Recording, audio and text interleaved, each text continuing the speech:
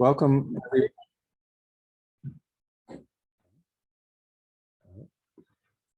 We're being recorded.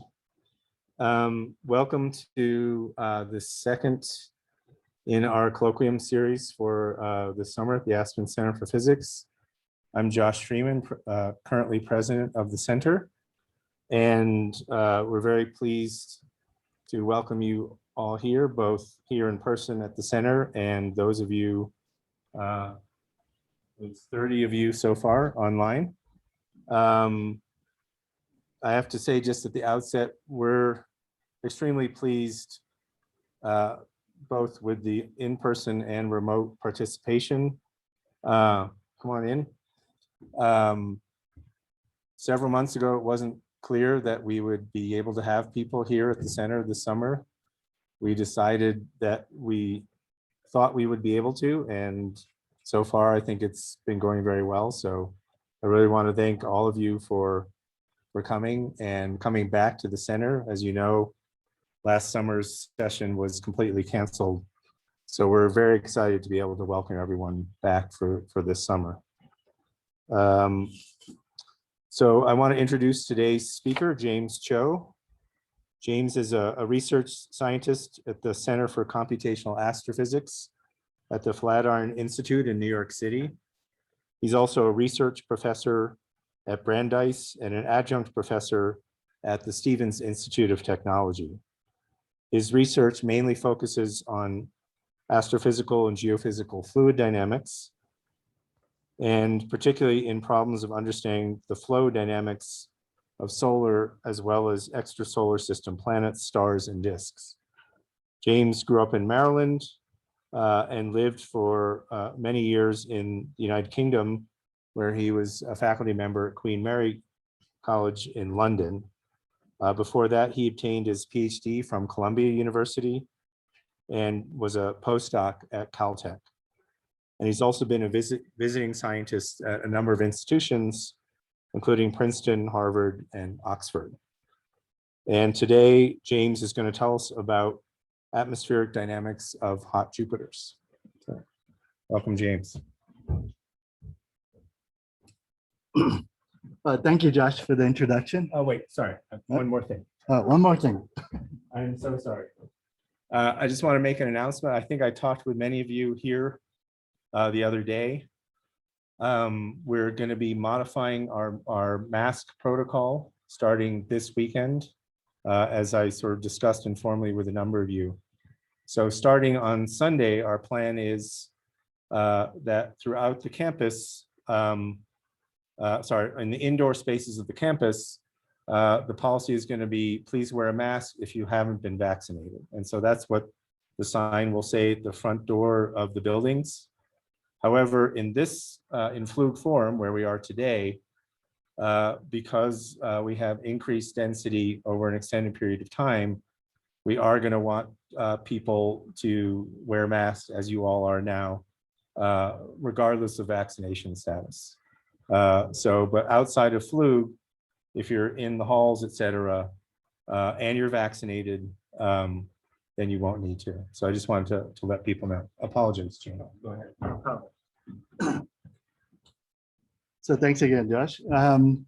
I'd like to thank also our organizers at the Tracer Mixing and Transport workshop, as well as our wonderful ACP staff that the year and year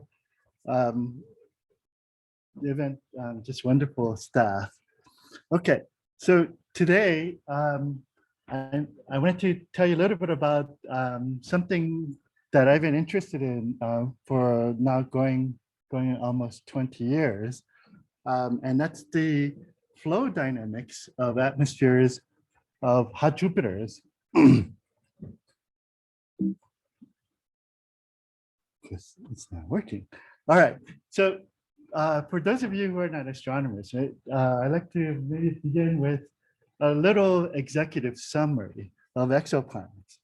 So these are just tidbits that I thought might be of interest to you. So right now, there are over 4,700 planets that's confirmed, that are known, and they reside in over 3,500 star systems, right? So these are now very prevalent objects in the universe, and they run the whole gambit of orbital properties. For example, the eccentricity of their orbit, so that's the ellipticness of their orbit, goes from 0 all the way up to 0.92. Okay, so if you remember, when you reach 1, that means you're not even bound to your host star. And in fact, there are many planets actually which are not bound. So I'm not even listing those. Those are called rogue planets. Okay. So already you see striking differences between extrasolar systems and our own solar system, because all the planets in our solar system essentially have eccentricities of 0, right? The masses also are equally striking in their range. So we detected now planets ranging all the way from the smallest object, which would be like 2 moon masses, our moon masses. It's called Drugger, or if you prefer, you can use the usual telephone number. Drugger is a special planet because it actually orbits a neutron star. On the other end, we have detected planets that are roughly 30 Jupiter masses. Now, by convention, we've decided that planets probably of this sort of mass is not a planet, actually, and it's probably more like a brown dwarf, a fail star. Okay. Today, I want to focus on Jupiter-like planets, and there's a reason for that. As you can see at the bottom, one reason is that those are the planets that we have the most observations for. So as a theorist, there's some hope that you can say something about the planets, and you can be told that you're wrong. Right? The other reason why these are like good objects to study from a theoretical point of view is we think more or less on most Jupiter-like planets, the surface is not, at least from a dynamics point of view, not very important. Right? If there is a core, for example, on our Jupiter, it must be very tiny, or not at all. Okay. Yes.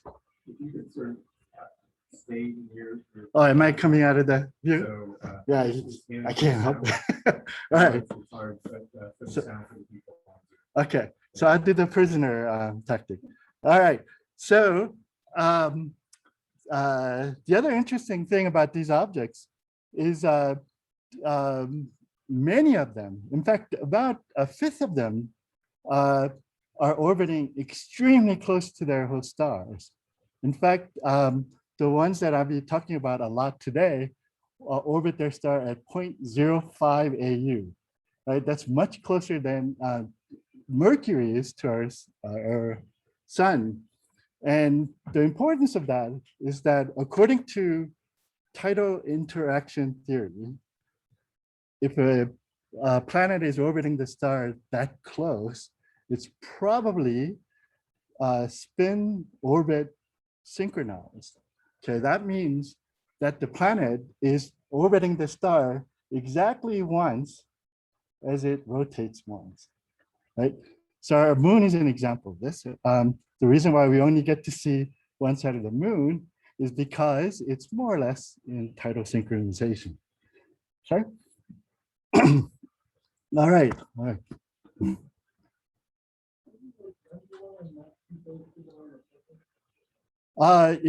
You can be in other resonances.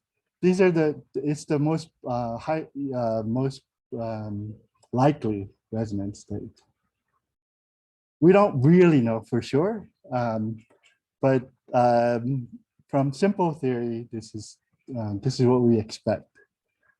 Okay. All right. But first, let me kind of ease you into this because maybe it's not still all that familiar. I hope this is familiar. Sorry. Prisoner, look, I forgot her. Yeah, prisoner. So what I would like you to focus right now is the big guys.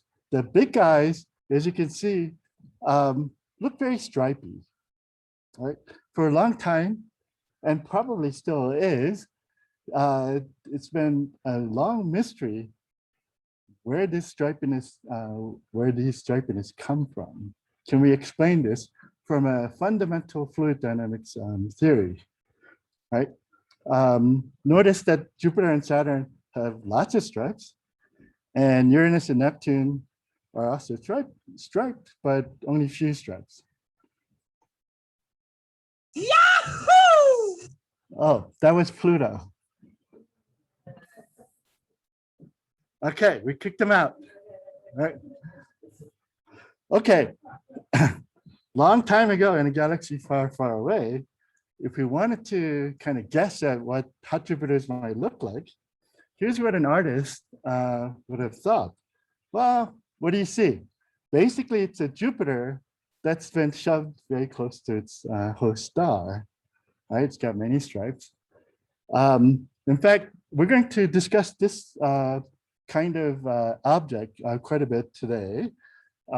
It's almost a poster child for exoplanets because there's been lots of observation on this object.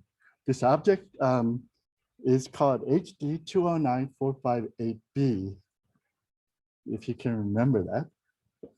Okay, we just call it HD blah. All right, this particular object is more or less like a Jupiter, as the name would indicate. It's slightly bigger than our Jupiter by about 30%. The surface gravity is about the same. It's not too far from our own Jupiters. What's kind of distinguishing is that the rotation period, because of the tidal synchronization, is actually much less than our Jupiter. It's about 84 hours. So in contrast, our Jupiter rotates once every roughly 10 hours. Okay, and that's going to be an important factor in characterizing these planets. The other important factor is, as you can see, the equilibrium temperature is scorching. It's 1500 degrees. Okay, compare that to Jupiter again, which is roughly between 100 and 130, depending on what height you're looking at, right? So about at the 1 bar level, it's about 100, right?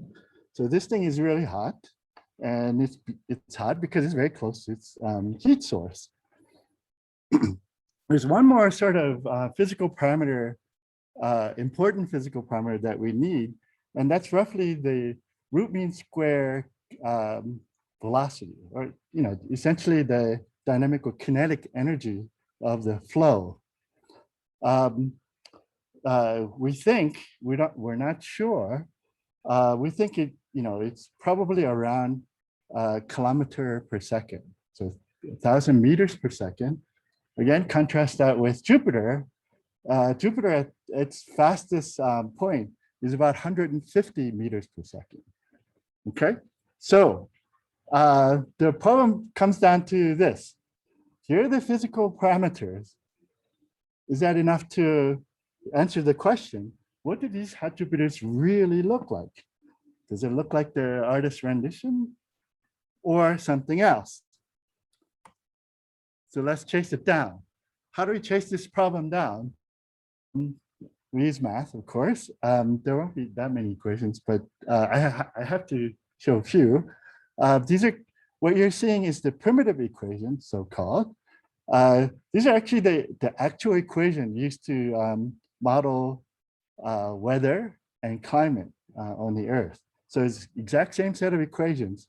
It's basically, fluid dynamics. It's basically Navier-Stokes equation on a sphere.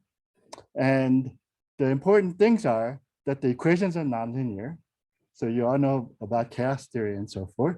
So that's already going to make this equation a bear to solve. Sorry, bears. It has differential rotation. This is Coriolis parameter. Differential rotation means the strength of rotation is weakest kind of at the equatorial region and the strongest at the pole, right? So different parts of the globe is spinning, if you will, or effects of the spin is felt different. The equation also describes a compressible fluid, and this equation is actually a very important equation. It describes something called hydrostatic balance. So we're going to hear a little bit about balanced systems in this talk. Hydrostatic balance basically means, in physical terms, that all the flow structures that we're going to deal with have ratio, meaning it's large in lateral extent, but very small in the vertical extent, right? So we're kind of talking about very 2D, like very sheet-like flow structures, okay? And then finally, we're going to essentially force this equation with thermal forcing, heating that is consistent with a synchronized planet, meaning this planet will always show the same face to its heat source, right? So this planet will have a perpetual day side and a perpetual night side in terms of heating, okay? So what's our basic strategy? Our basic strategy is essentially to take this equation or some aptly simplified version of it and try to say something about the characteristics of these hot Jupiter planets. We need those because there are expensive missions that have already gone up and more are due to go up, and they need to know the temperature map in order to be able to interpret their observations, which are mostly photospectral observations, okay? As I already mentioned, from a theory standpoint, we also want to understand the theory behind these planets, which are in a dynamically sort of unusual parameter space, meaning it's in a parameter space, region of the parameter space that's not often studied. This is because it's very, it's in many ways very different than Earth. Okay, as you can see, this is crazily hard to solve. If you make some judicious decisions, you can simplify the equation a little bit. One of the simplification is because the vertical extent is very small compared to the lateral extent, you can take a vertical integration of the primitive equations, the monster equation I just showed, and derive a simpler set of equations which capture essentially all the important dynamics. Not everything, but most of it, right? And it turns out this is a boon because in some sense, or actually formally speaking, these set of equations are very similar to a very well-known set of equations that's studied in geophysical fluid dynamics for more than 100 years. So there's lots of know-how, experience, and technology to deal with these set of equations. It's not quite exactly this shallow water model. It's slightly more general, and it's more general in these aspects, which I won't go through. I think you can see it here. The important thing is, as I said, because these are equation sets that has been studied for a long time, they're exquisite tools, for example, numerical tools that allow you to solve this equation incredibly accurately. Okay, so that's one of the reasons why we'll do it. Quick question. Yes. You told them barotropic. Does it mean you assume the barotropic equation of state? Quite a separate picture? No. So this is fully baroclinic equation of state, but only thing I do is vertically integrate. So I'll wind up having a barotropic-like feature to the equation, but it's using a full baroclinic equation of state. That's why it's equivalent barotropic, right? It's not actually barotropic, it's more general. Okay, great, thank you. All right, so I touted the simplicity of the equation and our ability to solve these equations really well. So let's apply it to our solar system giant planets so that we can gain some confidence in knowing how to solve these incredibly mathematically tough equations. So what you're looking at is a tracer. It's a dynamical tracer called potential vorticity. You don't have to know what that means, other than that it's a quantity that literally tells you what the fluid is doing. It's exactly, it's somewhat like if you put cream in your coffee and you follow the cream around, and the cream will exactly tell you what the coffee is doing. So you're looking at this tracer, potential vorticity. Vorticity will come up a lot in this talk. It's essentially a measure of local spin of the fluid, okay? The numbers on the upper left on each frame are the day numbers. And what we've done here is we're doing a thought experiment. We're taking a sphere, right? And we're going to imbue the sphere with the very well-known solar system giant planet physical traits, like the rotation rate, the size of the planet, the surface gravity, and all those things I mentioned 2 slides ago. The red color means vorticity, the spin in this direction. Okay, blue is the counter direction. And what we're doing here is we're asking the question, look, what's the sort of the most physically plausible way to start a calculation? Well, start it randomly. So we're going to throw some random stuff on it, right? They're all kind of very small scale in terms of size, but it's in kind of every which direction you want to put it on. And then we're going to let it go, right? See what it naturally equilibrates to. So what happens?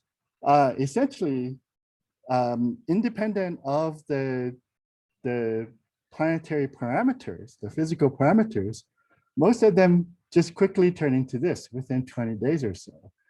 Okay, what is this? These guys, these random perturbations are becoming very coherent, long-lived.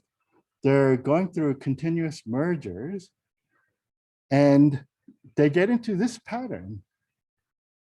Okay, if you now allow it to evolve freely for a longer time, with Jupiter parameters, you get the most prominent feature of Jupiter, which is this multi-bandedness and large vortices embedded between the bands.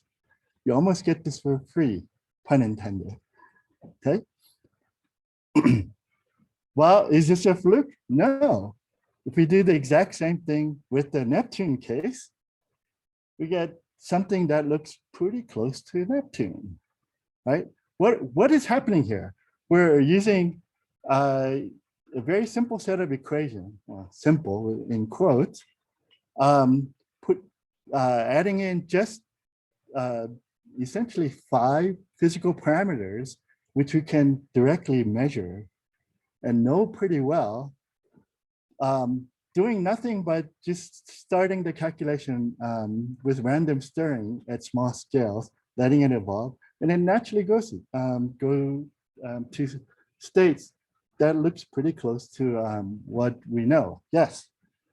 Can you predict features like red spot and visitor and the lifetime of them? How long they would last? Roughly, yes. Yes. Did everybody hear the question? Do you want me to repeat it? Yeah. So the question was, can we generate features like the red spot, for example, and the answer is yes, essentially. Yes. Yeah. So you said there are 5 parameters. Mm-hmm. So they take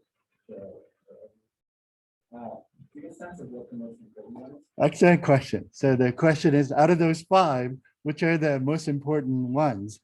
So you anticipated my next slide, but I might as well give you the upshot now. So planets don't change their, especially gas giant planets don't vary their size very much. Okay. There is, of course, wide range of orbits, which we're going to look at, but really the most important physical parameter which dictates these banding features and the red spot like feature is the rotation rate. Okay, and this is why it's so important to study the tidally synchronized planets, because those are the only planets that we actually can infer what the rotation rate is. Without the rotation rate, dynamically speaking, the problem is quite degenerate. Yes. This here it's essentially the surface gravity.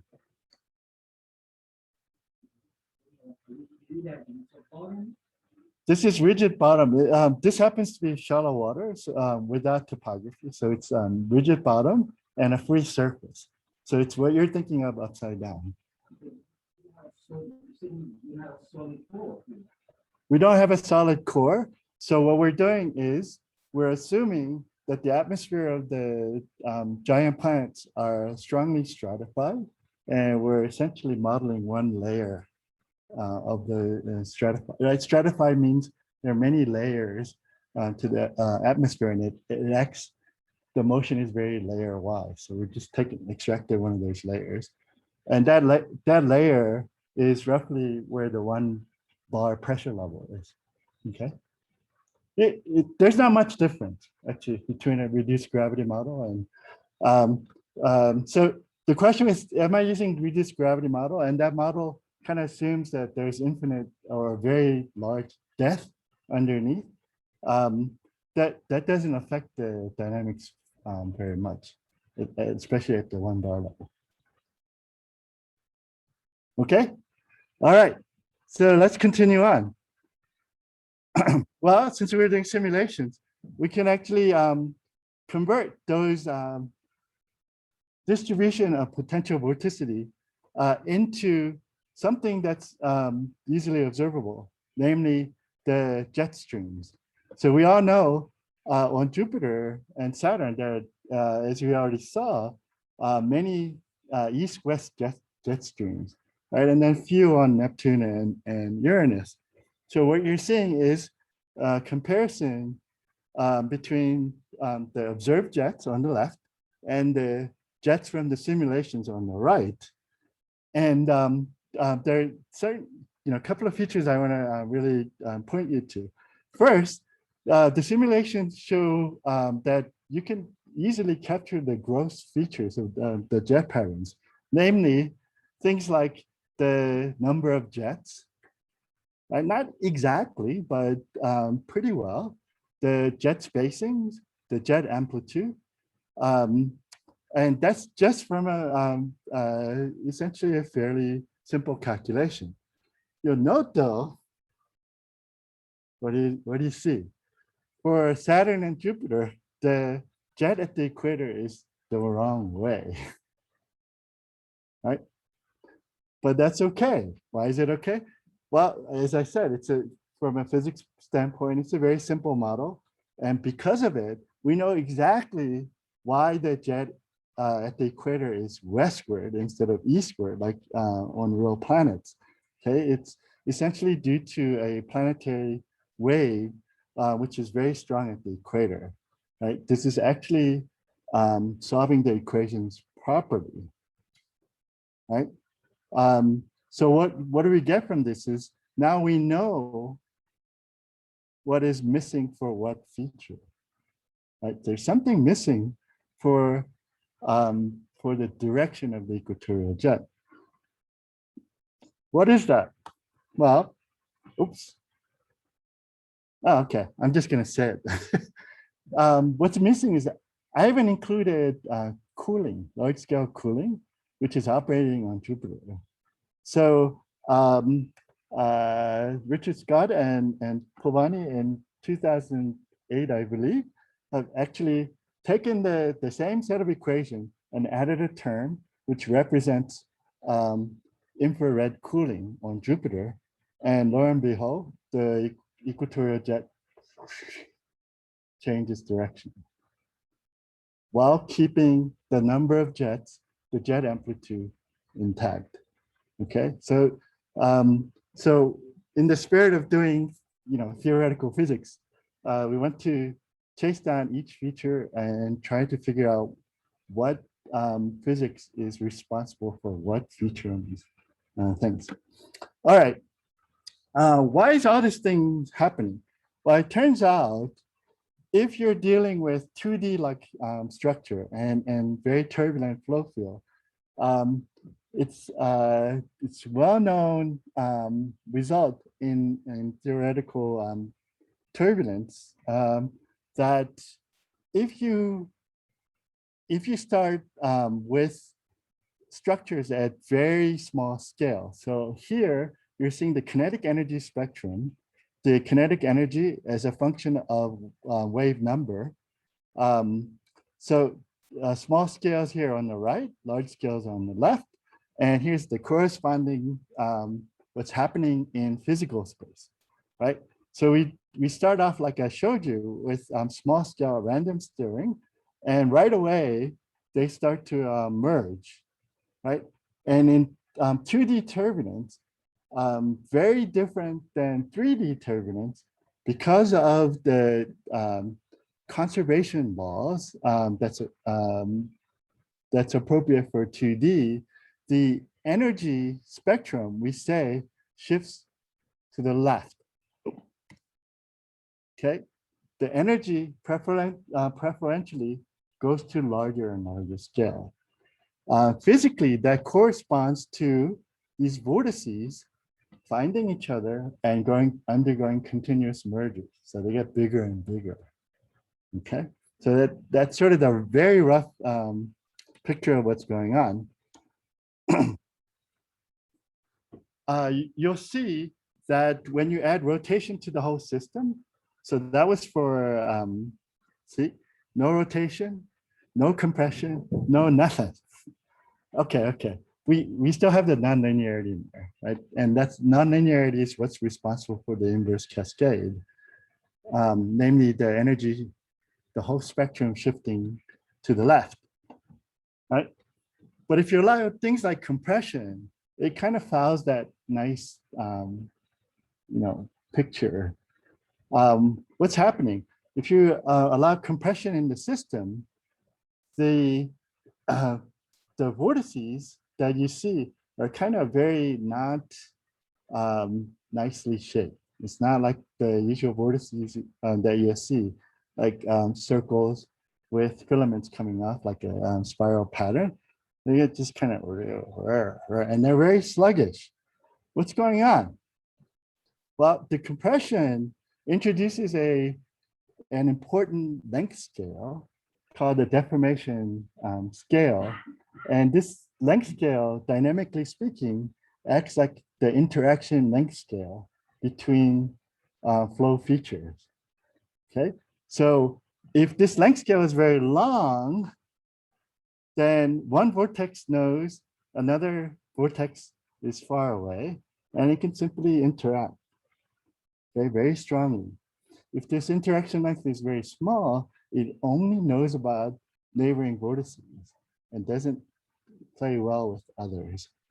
Okay, so this feature is quite like, if you guys are familiar in plasma, it's like the Debye length in plasma physics.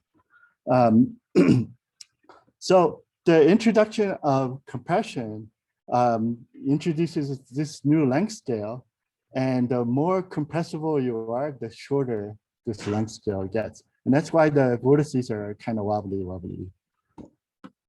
Okay. All right. So so that's the physics behind the interaction between the flow structures.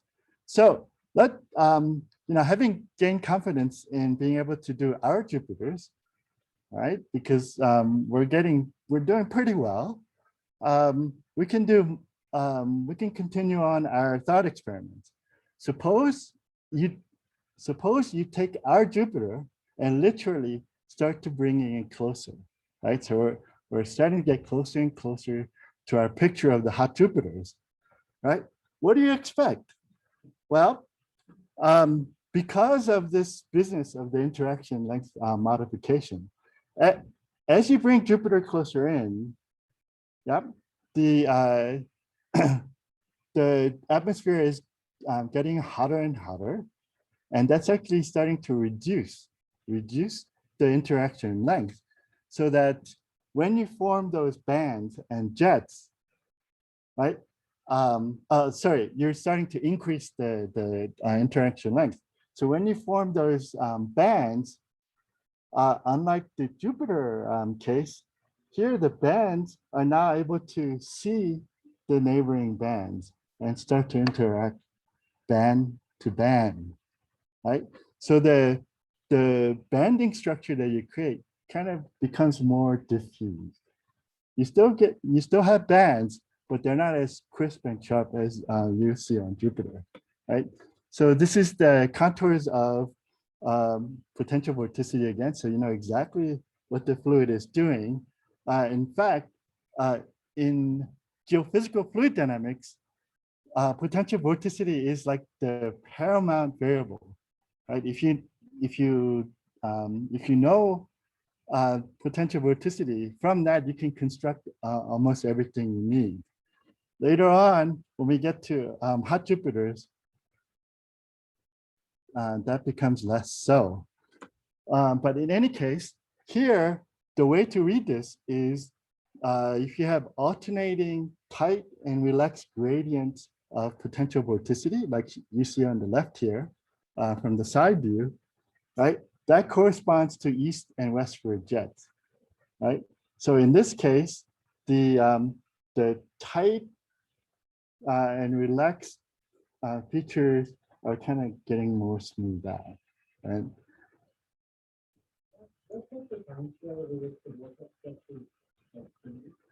Oh, so the question is very good question. What's the timescale of the interaction between vortices? That depends on the size of the vortex. Right?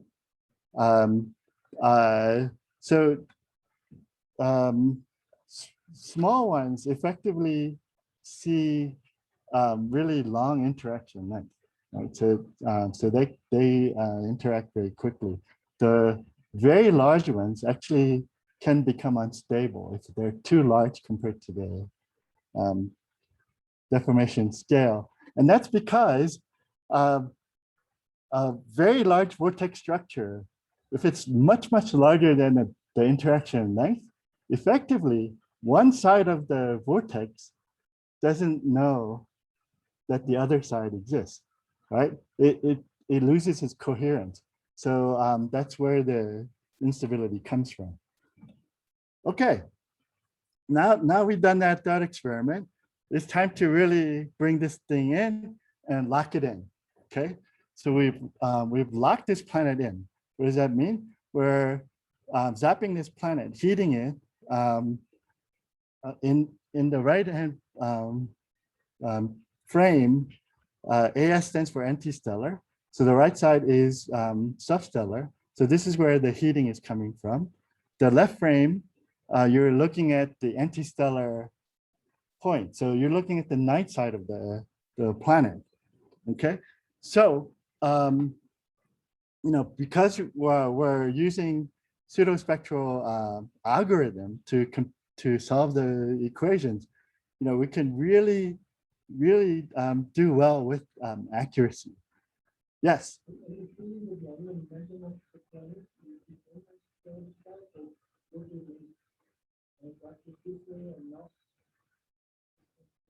Okay, so am I assuming the orientation of the planet? And the answer is yes.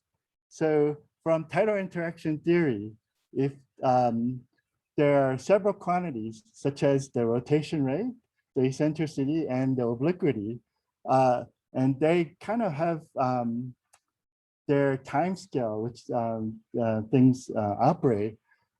If you assume spin orbit synchronization, the tilt of the planet is actually a much faster process. So that has already happened. So yes, we are assuming that this thing has essentially zero obliquity. Okay. Now, having said that, if you go to next order perturbation theory and tidal interaction theory, I just told you a slight lie, right? There are perturbations, for example, if the eccentricity is not exactly zero, but merely small, just like our moon is, then at zeroth order, the tidal locking and the alignment of the spin axis operates. However, because of the tiny deviation of the eccentricity from zero, the planet will librate a little bit.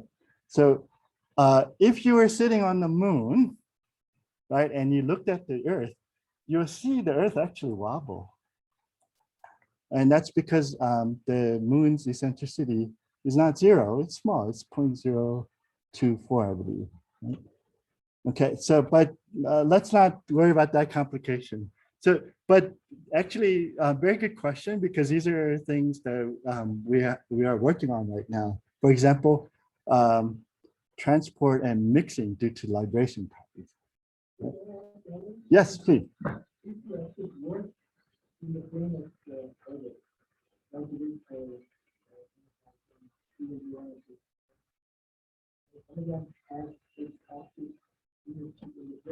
Right. What was the last bit? Oh, you mean orbitally, is it stable?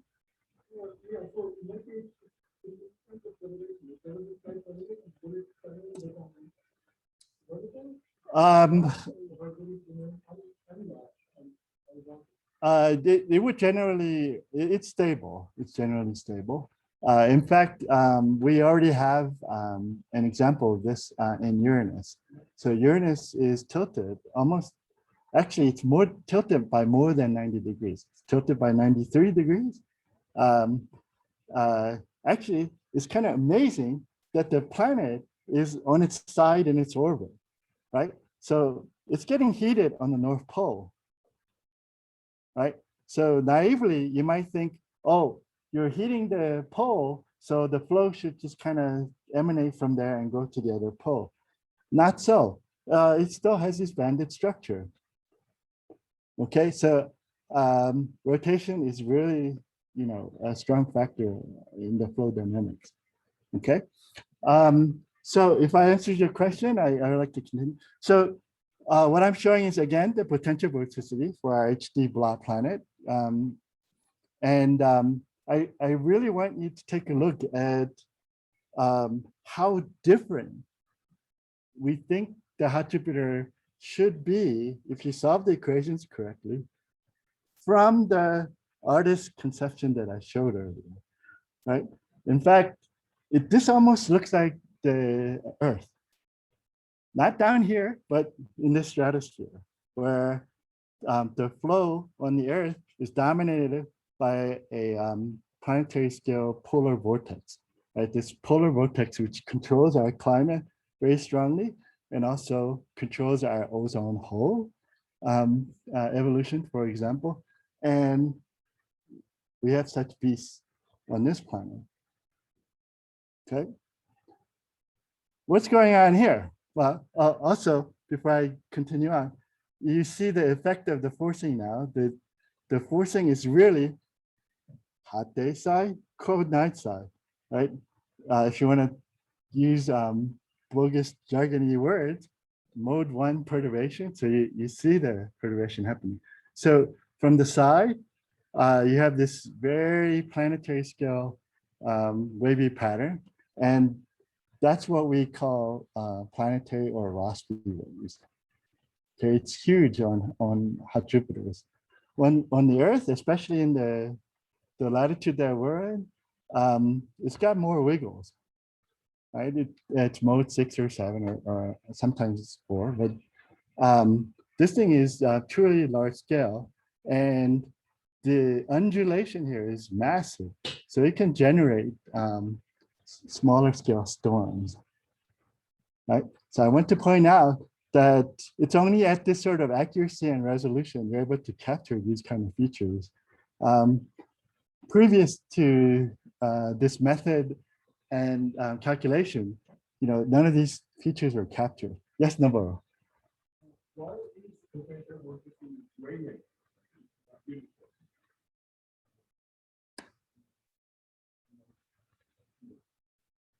Oh, because very good question. So the question is why is the PV gradient? In other words, why is PV not essentially just straight, right? And the reason, the answer to that question is that hot Jupiters are not QG, not quasi-geostrophic. So it's, I will show more in the upcoming slides. Earth is what we call quasi-geostrophic, meaning the flow is quite dominated by vortices, and there are waves which are a very small scale, but the energy contained in those waves are quite small compared to the vortices. Here, because the atmosphere is so hot, the waves that gets generated are nearly as strong as the vortex structure. And so the small scales now, because of the nonlinearity, interact with large scale phenomena. And so the PV is very sort of non-zonal, okay? Zonal means east-west. Okay, very good question. All right, how did these guys come about? Well, it's essentially angular momentum conservation, if you will. But actually, there's a higher conserved quantity that we dynamicists really love. And that's, of course, potential vorticity conservation. Recall that vorticity is this measure of local spin, right? So what's happening, if you look on the left frame, is at sort of the early stages of the calculation, seen from North Pole down. We're still looking at the potential vorticity field.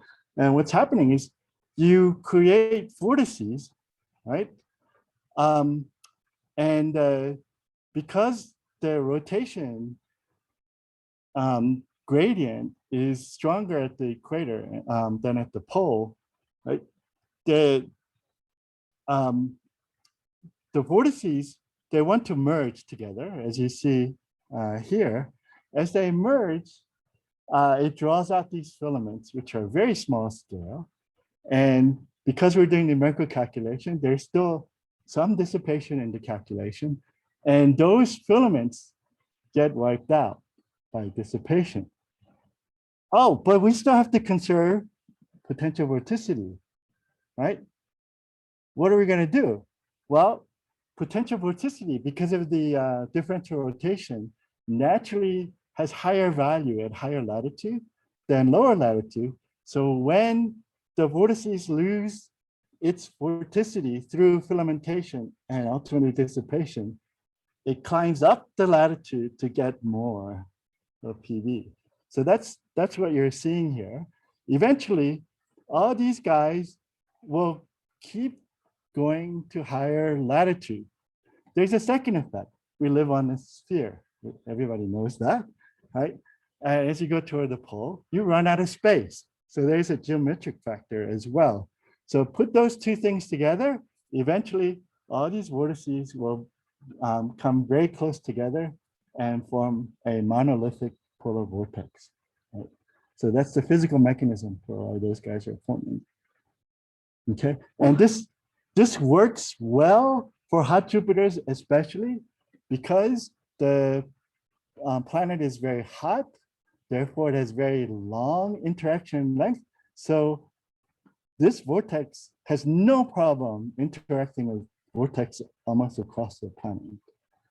In fact, the interaction length on hot Jupiters is about the size of the planet. Okay. Contrast that to Earth. You know, it would be like 1/6 or 1/10 of the radius of the Earth. And for cold Jupiter, our solar system Jupiter, that interaction length is even smaller. Yes. Venus, very good question. So what about something like Venus? Well, actually, it turns out Venus is a fairly good analog of hot Jupiters, except that it has this very sticky surface that we need to deal with, right? Venus, it turns out, must have gone through some sort of very catastrophic tidal interaction at some point in its evolution, because even though it's not very close to the sun, it's only a few days off of tidal, one-to-one spin orbit synchronization. It does. So we don't know why that happened. So it does. It actually retrograde. It rotates from east to west rather than. So there are these factors. Also, even though the planet rotates once every, I don't know, 340 days or so, for some bizarre reason, the atmosphere, right? The atmosphere itself is quite fast. It's rotating once about every 4 days, right? So that's probably an indication that, well, a couple of things. It's not getting very heavily affected by the surface drag, right? This is, I'm talking about at the cloud tops. And then there must be some sort of mechanism that pumps energy into the, that part of the atmosphere to accelerate it, right? So-called wave mean flow interaction. Yes.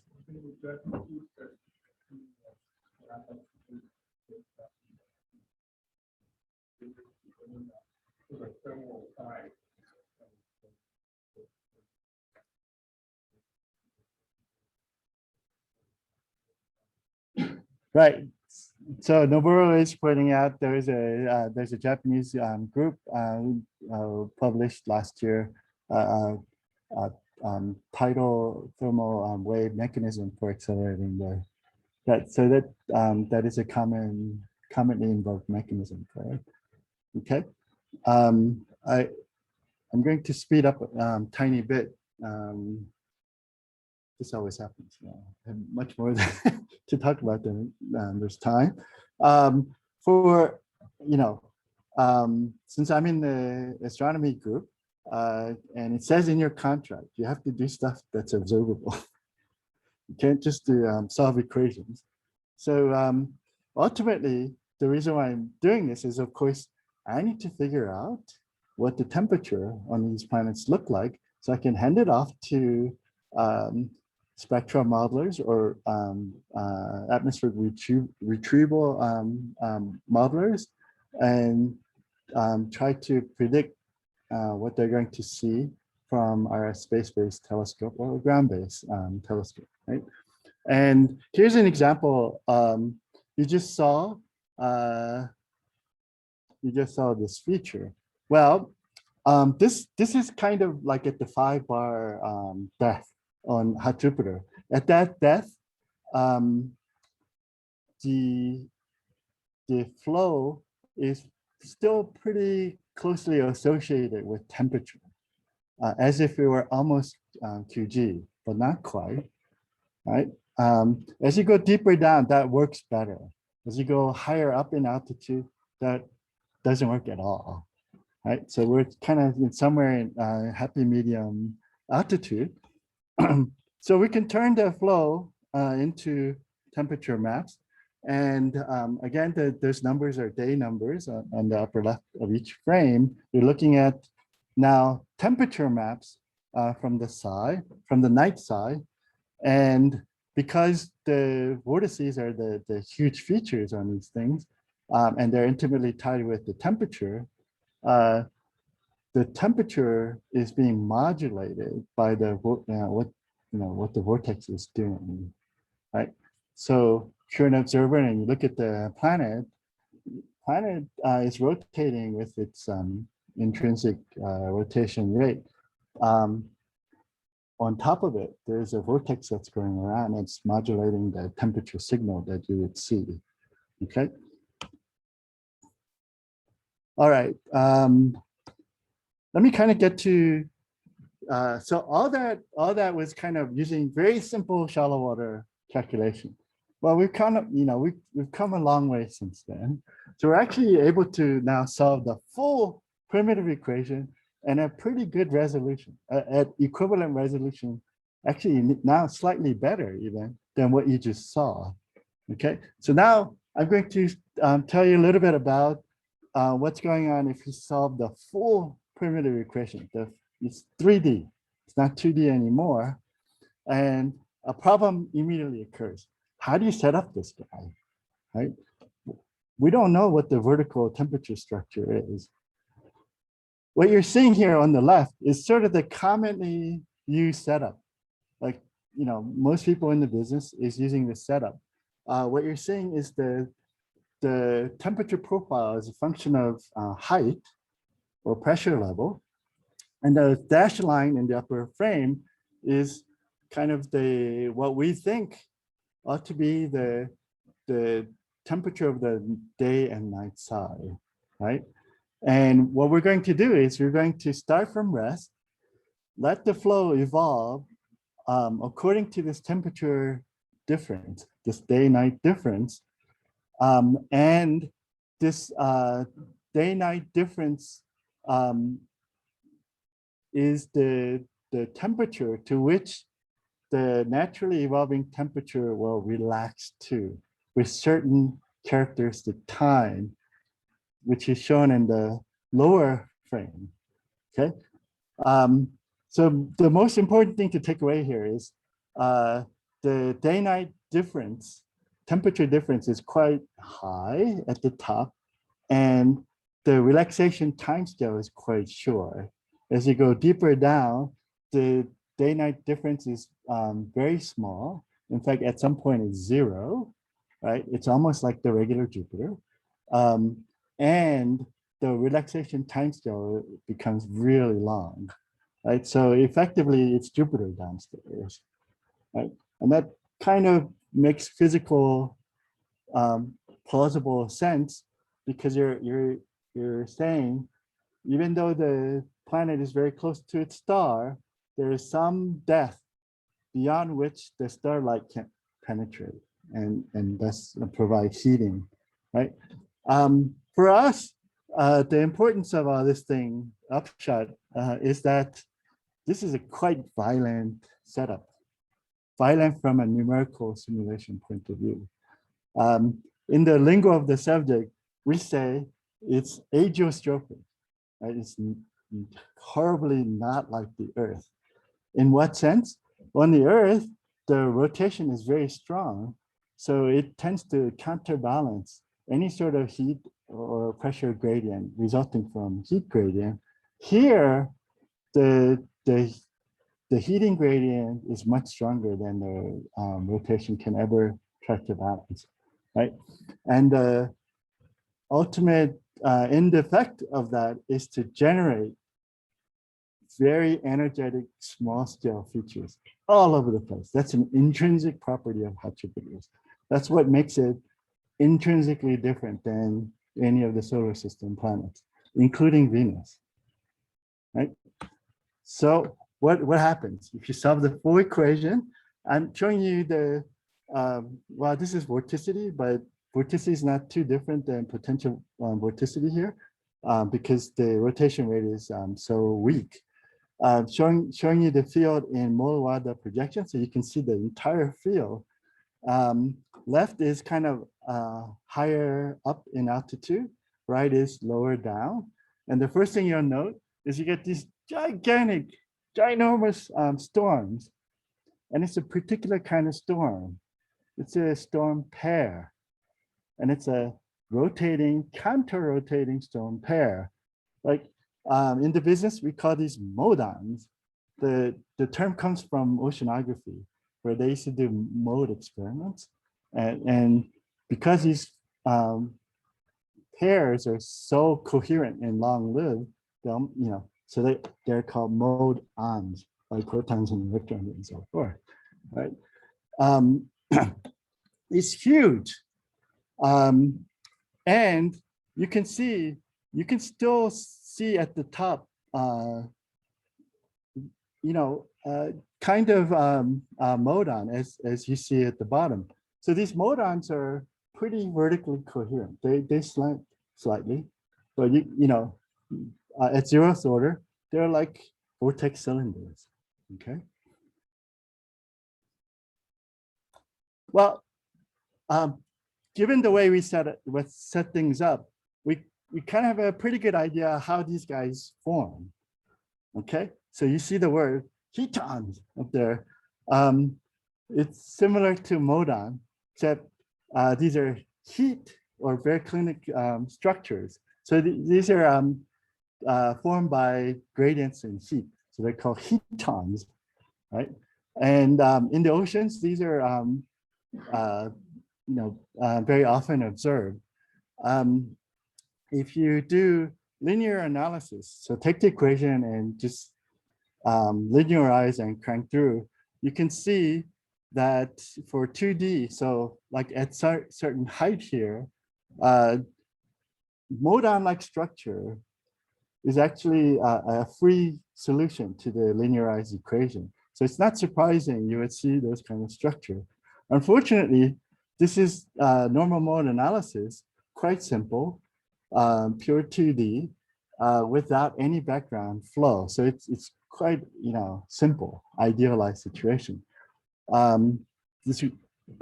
If you include tiny bit of compressibility and background flow, you can still, if you're really good at analytics, like these guys are, you can still get analytic solutions using fancy asymptotic matching, right? Okay.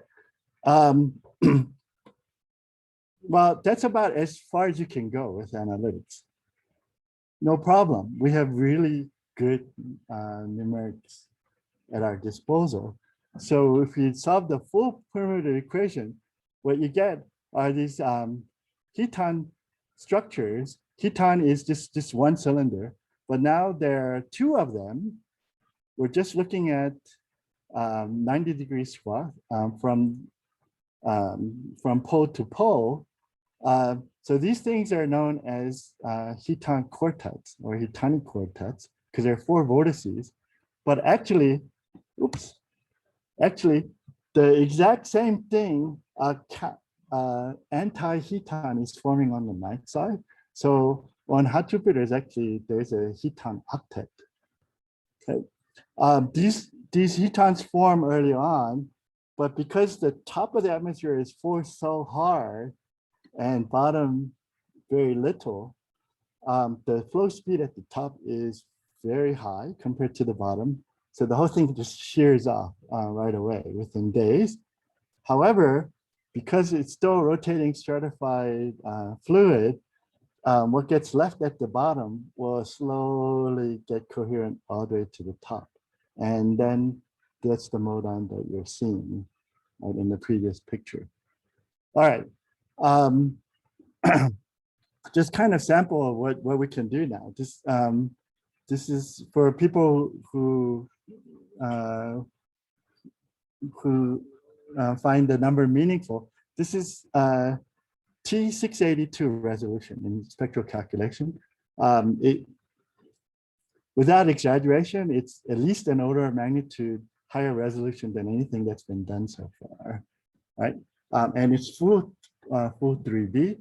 You're looking at the vorticity again from the side, and what I would like you to see is just a dynamism in the flow. This is being captured because of the resolution, because of the accuracy. Before this, not only did you not really see the modons, when you did manage to capture it, it was either very sluggish or didn't even move at all. Okay, why is that? It's because if you have high resolution, the modons will naturally generate small scale waves and vortices, and of course, the problem being nonlinear, those generated small scale features are now start to interact with the modon and will push it along. Okay, the same calculation seen from the pole, you can see just exactly how critical these modons are at mixing, right? So here's an example of a cycle that's what, over 11 days or so, 11 hot Jupiter days.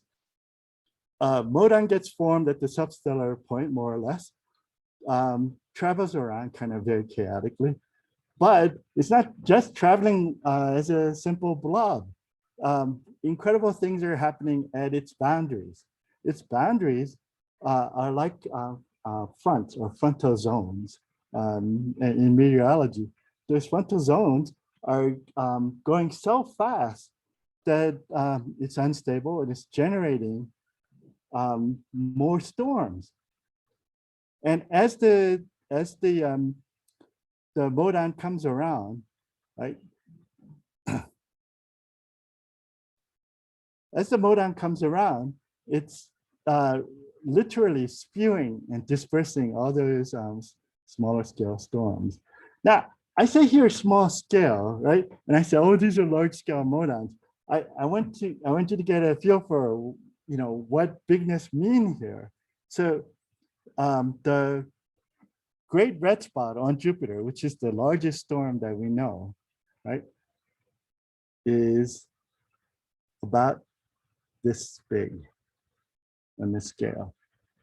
So this is about 5 to 8 times larger than that, right? So if I wanted to do a press release, I would say the largest storms, you know, ever simulated, right? And I think our host is squirming a little bit, so I'm going to try and close up. You know, all these things would be great only for, you know, theoretical purposes, unless, of course, we generate the temperature map. And because of the dynamism, it turns out the temperature field is equally as dynamic. In fact, if you see up at the top, these are two same altitude.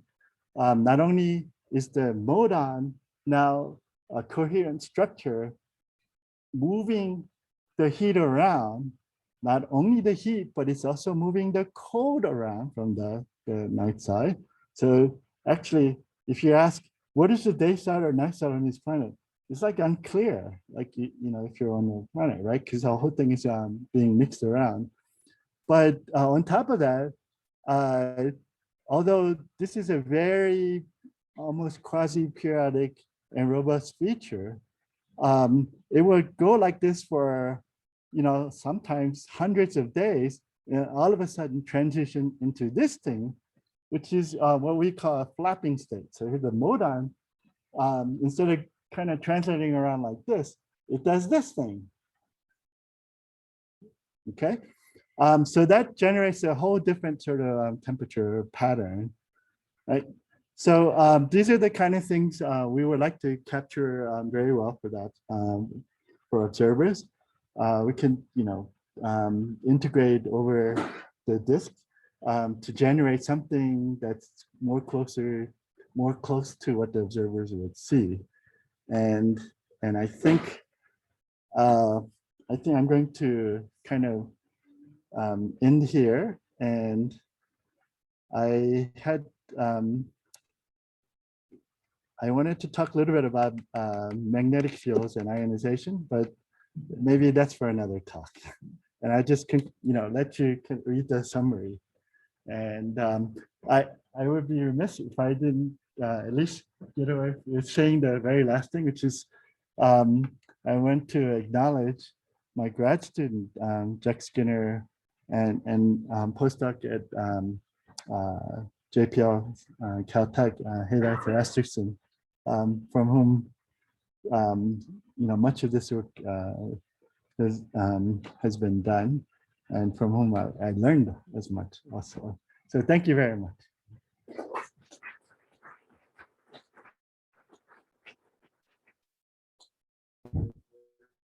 A little bit late, but if there's maybe a couple of questions, and maybe if anyone is still on Zoom has a question.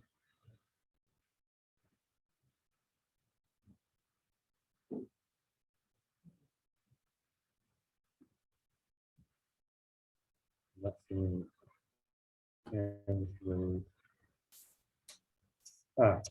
Leah Siegelman has a question. Go ahead. Hey, thanks for the great talk. I had a question.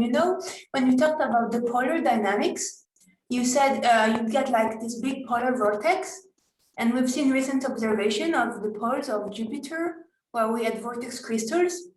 And I was wondering, do you think you could have something like that, those hot Jupiter?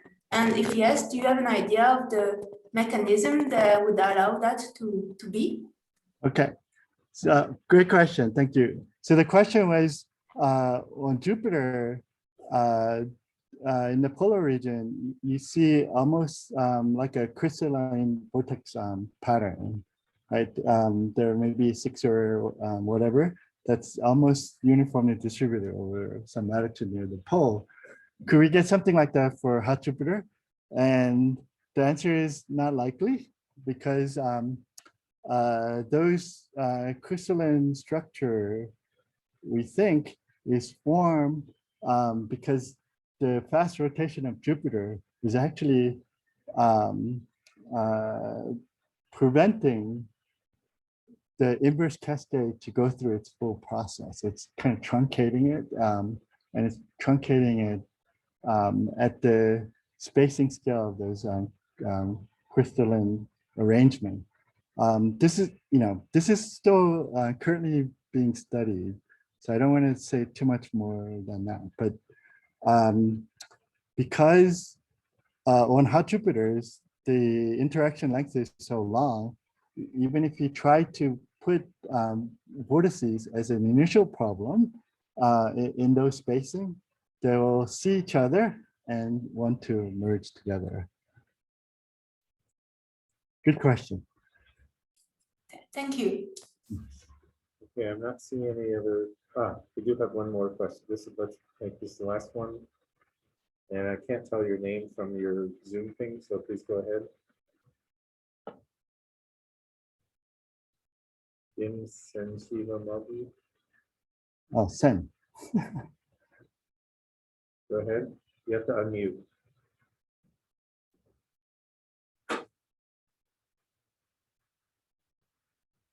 You're still muted.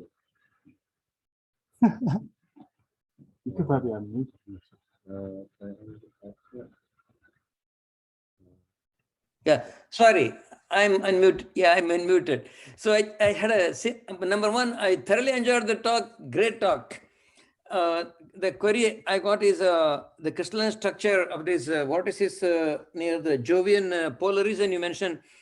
Length scale over there, is that like Jupiter's deformation radius? I didn't quite understand your question. Can you repeat? Is the length scale involved in the crystalline structure near the polar region of Jupiter you just mentioned? Is that over there of the order of the deformation radius of Jupiter, the Rossby deformation radius? No, it's much larger. Okay. Yeah, the deformation scale does, I think, plane effect, it almost plays a role of like a switch on off. But the spacing between the arrays of vortices are much larger than the deformation scale on Jupiter. Much Okay, larger. so I think we should thank James again. Thank you. Great talk. Thank you very much. And I think this has been recorded, so it'll be uploaded and available for anyone who wants to see it. All right, thank you. Thank you. Thank you, Josh.